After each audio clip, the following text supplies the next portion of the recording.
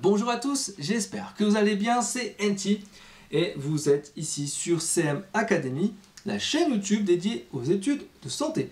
Alors si tu es nouveau étudiant en licence LAS ou PASS, je t'invite à t'abonner à cette chaîne et à rejoindre le groupe de la Team Elite, un groupe d'entraide étudiant qui te permettra d'avoir toutes les réponses à tes questions.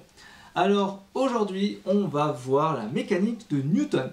Alors oui, je sais ce que tu vas me dire, pourquoi apprendre la mécanique de Newton? Moi je vais faire des études de santé, j'en ai rien à faire. Je te comprends, mais malheureusement, il va falloir l'apprendre et le connaître par cœur tout de suite. Pourquoi? Parce que après, en fait, tu vas tout simplement avoir ce qu'on appelle la mécanique des fluides. Donc la mécanique de Newton, ce n'est pas réservé qu'aux physiciens, mais ça va être aussi réservé aux études de santé. Donc la mécanique des fluides, qu'on va voir après plus tard. Alors je vais te faire quelques petits rappels sur la mécanique de Newton, des choses que tu as vues forcément en première et en terminale. Alors justement, par rapport à ça, on va voir le référentiel. On va faire quelques éléments de vocabulaire avant d'aller dans des petits détails. Le référentiel, c'est où est-ce qu'on se trouve. Par exemple, vous avez trois référentiels à connaître. Le référentiel géocentrique, donc c'est-à-dire autour d'un astre, d'une planète par exemple. Vous avez le référentiel héliocentrique,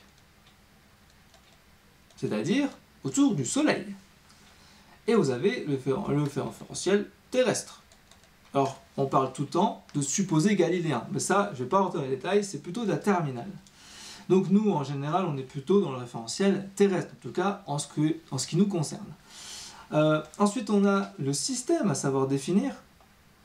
Le système, pour vous, voilà, vous dites c'est simplement l'homme, l'humain, etc. Mais c'est pas forcément ça. Imaginons qu'on ait donc l'exemple, alors je vais simplifier, je vais prendre une boule pour un humain, je vais prendre deux cordes, hop, et on va avoir le parachute, imaginons. Et là, on comprend très bien que notre système, c'est un système parachute plus notre humain. D'accord? Donc le système peut être une composition de sous-systèmes. Ensuite, il va falloir, mais absolument, définir ce qu'on appelle le bilan des forces. Donc le bilan des forces, on va prendre encore ce cas rapide du parachute. On comprend très bien que dans le cadre du parachute, le centre d'inertie va nous donner la force P. Alors en fait, P c'est donc le poids de notre humain avec ce parachute. Et donc, on sait très bien que le poids, c'est quelque chose qui nous porte vers la Terre, vers le centre de la Terre. Alors que le parachute, lui, il a pour effet d'atténuer la vitesse de chuter, quand on chute. Du coup, ce qui se passe, c'est qu'il va nous faire remonter. Et ça, c'est lié à la poussée d'Archimède. D'accord? C'est la poussée d'Archimède. Et notre système, il est animé d'une vitesse, on va dire, il est constant. Dans un moment donné, on va avoir l'impression de flotter en fait, dans les airs. En fait, on descend et on a l'impression de flotter. Donc on est à vitesse constante et on ne ressent plus l'accélération. Donc là, on a le bilan des forces. Et tout simplement, on va avoir P plus A. Alors bien sûr, il existe d'autres petites forces. Je vais les mettre là rapidement. Voilà. Donc ça va être par exemple les forces de frottement de l'air. Donc je peux mettre plus petit f. Voilà, égale vecteur nul ou vecteur constant. Et là, je viens de vous citer, sans faire exprès, finalement, la première loi de Newton. La première loi de Newton, elle dit quoi? Première loi de Newton. Alors moi, je vais vous donner la définition à l'oral, mais je vais vous donner la généralité ensuite. Alors, je fais exactement comme au lycée, où on apprend par cœur les définitions sans rien comprendre, mais on doit les citer dans les exercices pour avoir des points. Alors, je vais faire comme les enseignants. Dans un référentiel terrestre, supposé galiléen, la somme vectorielle des forces extérieures appliquées au centre d'inertie du système est égale, du coup, au vecteur nul, au vecteur constant. C'est-à-dire que notre système sera animé d'un mouvement rectiligne ou uniforme. Voilà, j'ai dit vraiment la définition qu'on vous donne en première ou en terminale. Donc, en gros, la somme des forces extérieures égale vecteur nul ou vecteur constant. Ce qui nous donne en fait un mouvement rectiligne et uniforme. Super. Deuxième loi de Newton.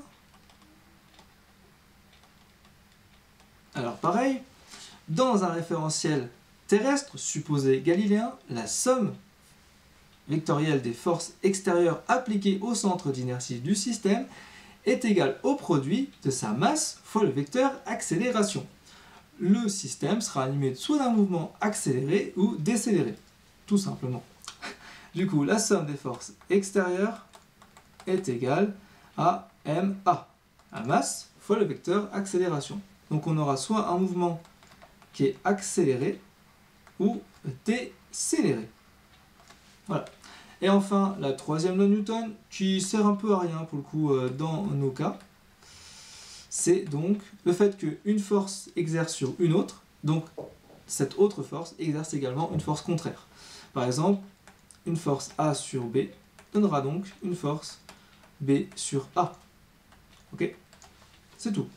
C'est l'exemple en fait par exemple de la punaise que vous voulez implanter sur une table et que vous remarquez que finalement il y a une résistance, elle ne peut pas traverser la table. Bah, c'est exactement ça. Voilà. Donc la première loi de Newton, la deuxième, la troisième, vous devez connaître ça par cœur. Maintenant, il y a un truc hyper important, ce sont les caractéristiques d'une force. Il y en a quatre caractéristiques importantes d'une force. Première chose, c'est le point d'application. Où est-ce qu'on se situe? Où est-ce que cette force commence? Pour le cas du poids, ça va être le centre d'inertie du système. Ok? Si par exemple c'est une force de frottement, ça va être tout simplement le point de contact entre le système et l'extérieur.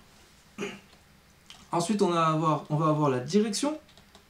La direction, bah là, pour le coup, c'est souvent verticale pour le poids, pour la poussée d'Archimède, ça peut être horizontal dans d'autres cas. Le sens, eh ben, là, on voit que le poids il va vers le bas, voilà, par exemple, et notre Archimède, lui, va vers le haut. Et enfin, on a la norme. La norme, c'est donc sa valeur, c'est comment on la calcule. Bon, pour P, par exemple, c'est égal à mg. Ok? Donc voilà, je vous ai donné les éléments essentiels à connaître dès maintenant, c'est-à-dire le référentiel, le système, le bilan des forces, les lois de Newton, les caractéristiques d'une force. Donc maintenant, si tu veux aller un tout petit peu plus loin et t'entraîner avec la mécanique de Newton avant la rentrée, j'ai créé pour toi un petit programme d'été. Il est disponible en description. Tu pourras réviser la biologie, la chimie, la physique, les mathématiques et les biostatistiques. Donc profites-en, c'est entièrement gratuit et ça te permet vraiment de réviser les bases. Et pour intégrer donc ce programme d'été, il faut rejoindre la Team Elite, tout est en description. Et pour ma part, ce sera tout. J'espère que tu vas bien réviser la petite mécanique de Newton. On se retrouve pour d'autres vidéos. À très vite, ciao ciao!